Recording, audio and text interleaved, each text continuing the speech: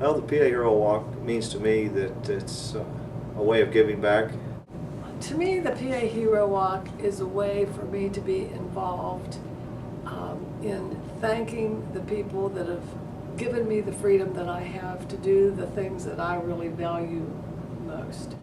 What it means to me is the Vietnam veterans, we didn't have this. And these guys figured it out, that they could help each other by rooting themselves out of, they call them, Brian Couch calls it the dungeon. And it's a house, and the shades are pulled. They don't want to go out. They don't want to talk and interact with people. We force them to do that, and that helps.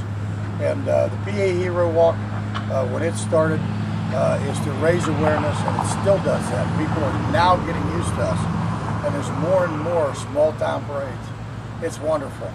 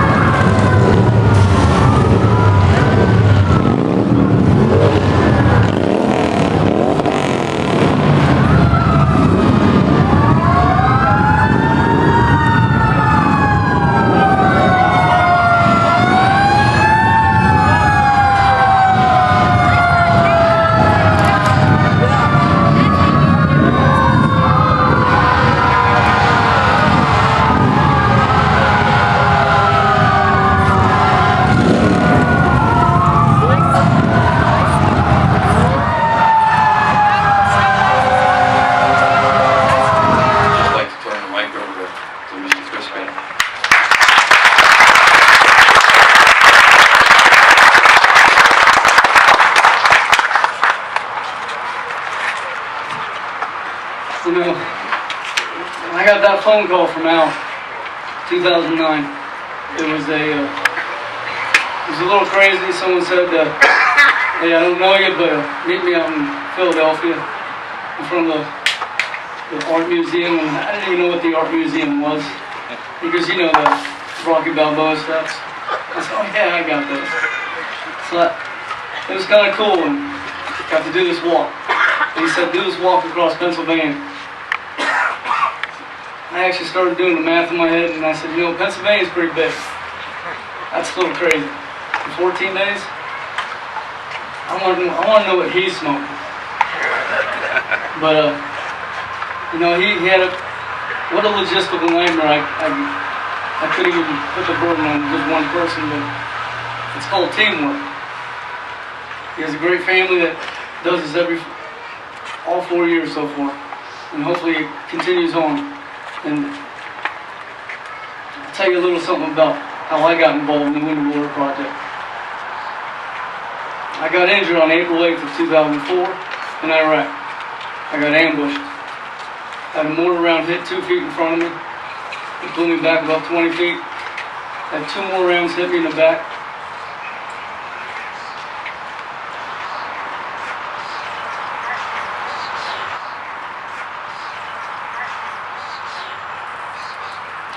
I got shot in the right arm. I shot in the back. I made it undercover. My men came out. They took them all out. I made it undercover. I bled out. I died for 10 minutes. The most amazing thing when I woke up was there was 2 Iraqis that I worked with that jumped up with the same blood type as me. Injected themselves and just had a full rotation, blood transfusion on the spot. That's what kept me, that's why I'm here today. We want exactly everything they want, and we have it, and they're trying to strive for it. You know, when I woke up in a hospital bed in Walter Reed Medical Center on April 14th. I was in a quarantine. No one could come in except for my special nurse, and it was pretty lonely. Didn't feel like a man, felt alone. You know, most military guys that are here, Vietnam vets, my brothers, we don't own a lot of stuff when you're in the military. So, the things that you do own, you try to grasp onto and you cherish it. You know, after you get injured, they cut everything off you and you have nothing. You wake up in a hospital bed and you have nothing. The only thing I had was a pair of black socks. Not even underwear, no nothing. Felt pretty free. But you know, for 3 weeks, I was completely the way I came to this earth, except for the black socks. A Wounded Warrior Project representative came to my side, finally got the approval to go in, and he came in with a backpack. And in this backpack said Wounded Warrior Project, never even heard of it. Because Sergeant Bain, here's a backpack for you, this is yours. Here's a DVD player, here's a movie.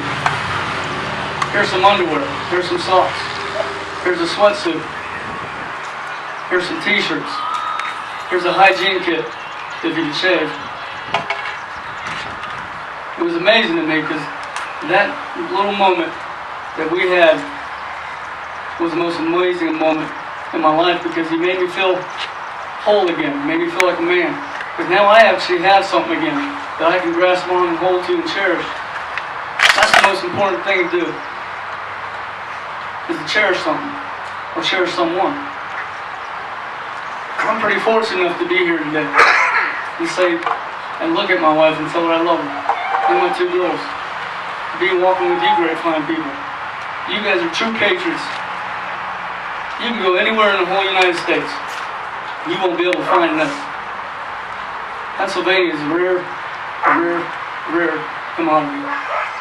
We have this thing called heart, true patriotism, true American.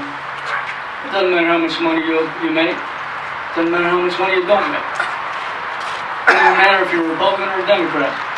What matters is we're Americans, and we will always bind together. And that's why we're here today. And that's why you came here today to represent the Wounded Warrior Project.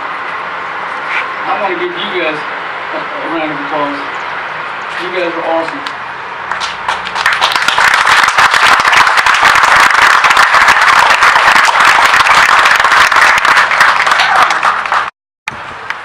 Good evening, everyone. On behalf of Century 21, we conducted a raffle, and our drawing was yesterday. And first of all, I want to thank everyone who got out and sold tickets for us. And we're proud to be able to say we don't have a check tonight, but we are pledging the $2,000. Thank you.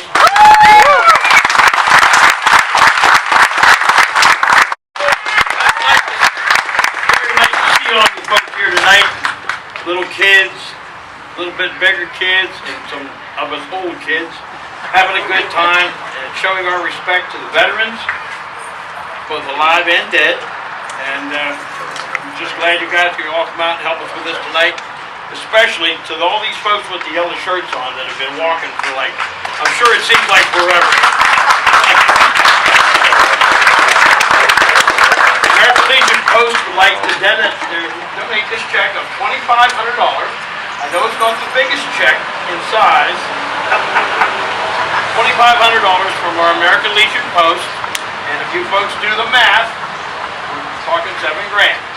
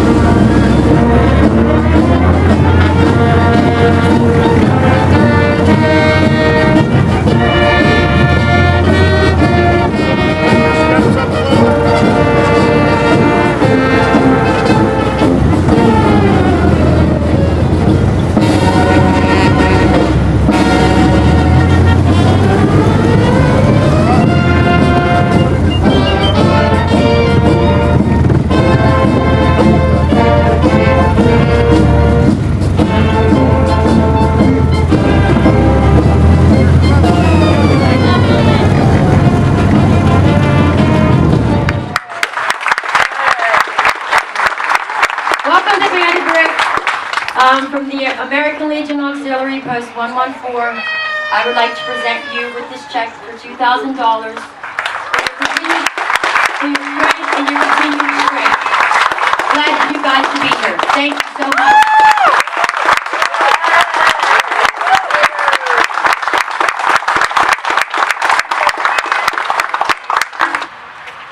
And what I'm challenging myself with, and what I'm learning and challenging all of us with, is to go beyond that.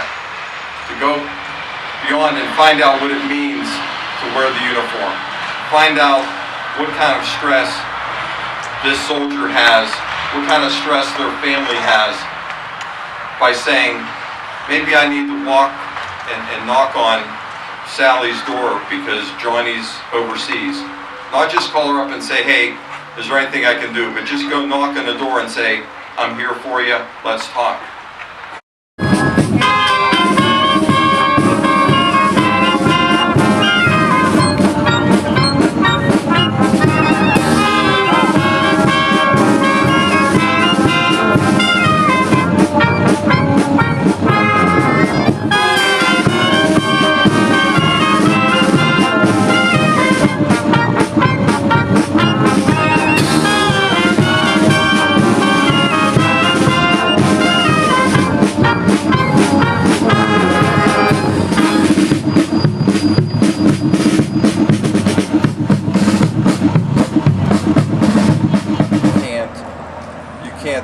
Describe what this feels like.